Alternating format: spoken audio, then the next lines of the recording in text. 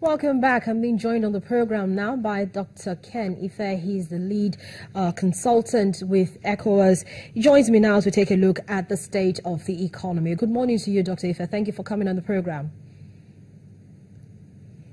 Oh, thank you very much, Harriet. And apologies for the mix-up. We seem to have gotten communications mixed up somehow. But here we are, and we're looking at the state of the economy. Where are we at the moment? Of course, coming from last week, we saw that there was immense pressure, particularly on currencies. We saw the Naira trading at 390 and at a point hitting 400 Naira to the dollar.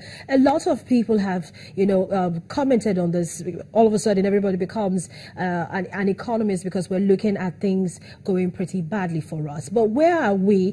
And looking at it as an international development consultant, do you think that some things could have been avoided?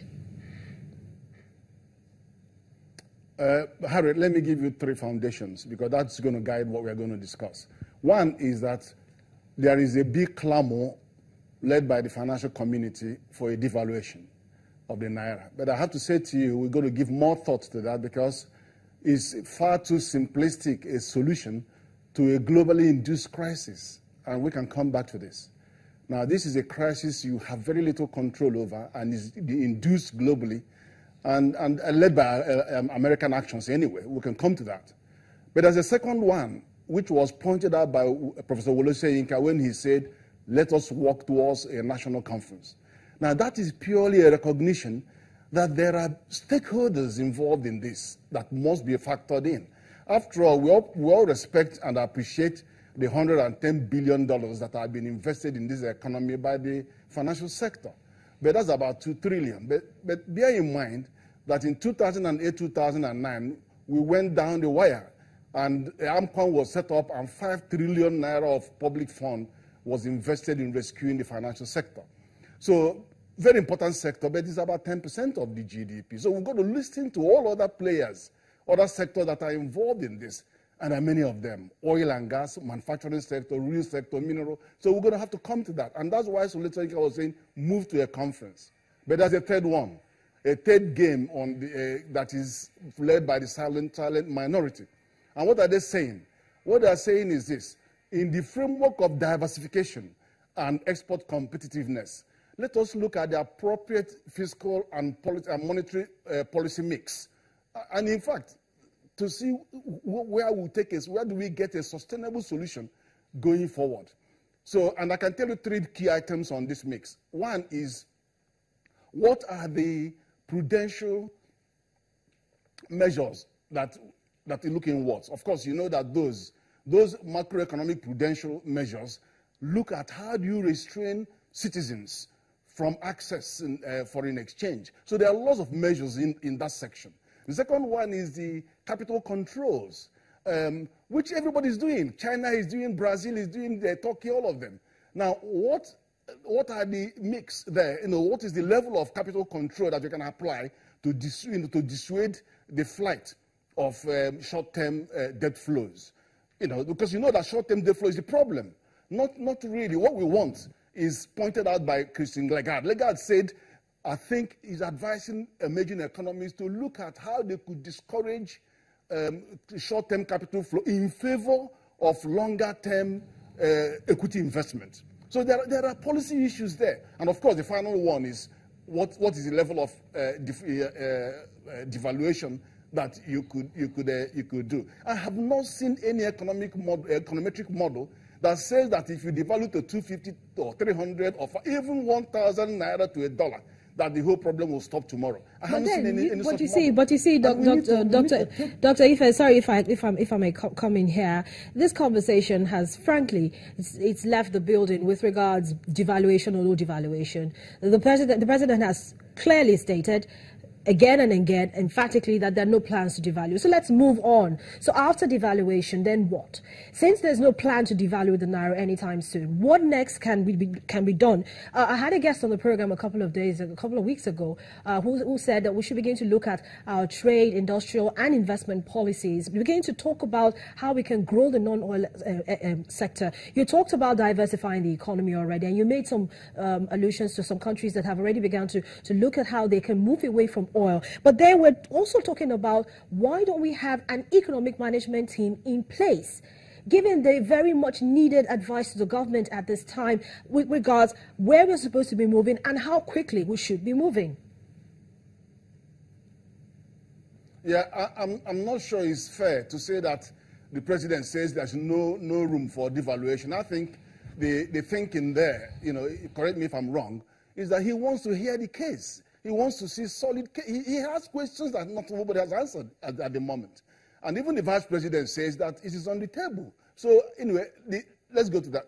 The issue that we need to be looking at is, I said, in the framework of diversification of the economy and of building export competitiveness, there are areas of this economy where investors are dying to come into this country.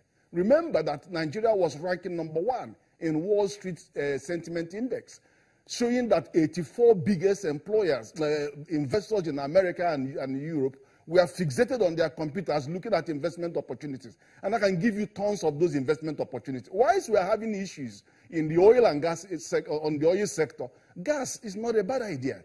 They're not suffering as much as the oil.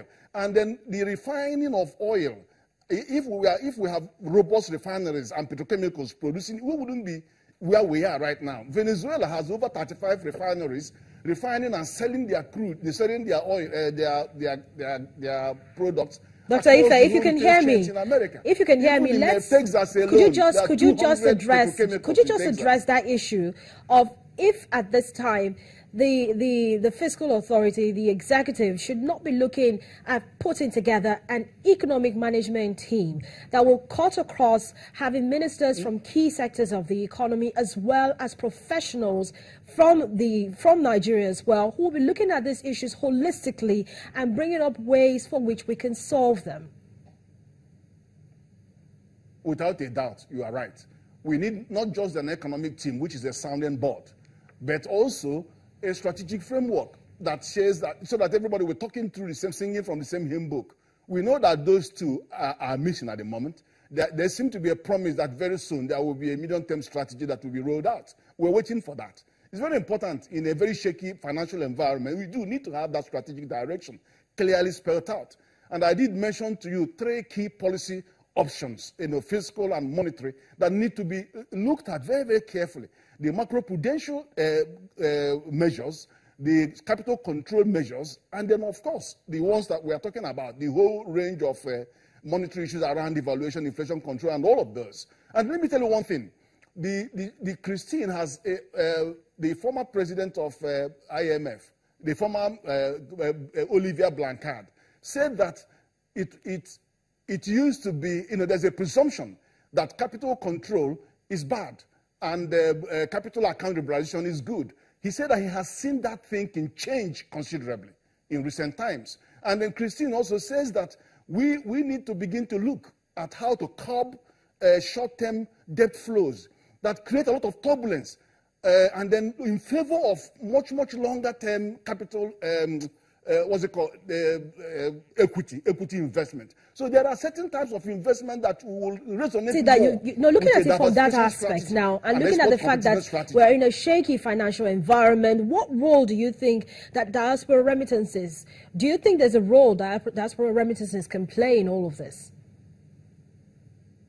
Of course they can. Well, I mean, we are remittances. We are 22 billion in 2012, 21 billion in 2013. And I think 23 billion. I mean, look at that, is a lot of money.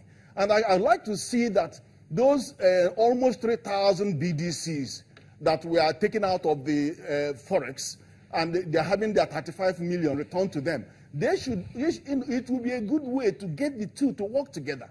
When they can work with the remittances coming in and then work with all those constituencies of micro and MSMEs that they have been helping remit in the first place, they can actually play a stronger role in export, in supporting small exporters. And then, of course, the central bank needs to concede flexibility to them to be able to access the currency that comes in. All right, so Dr.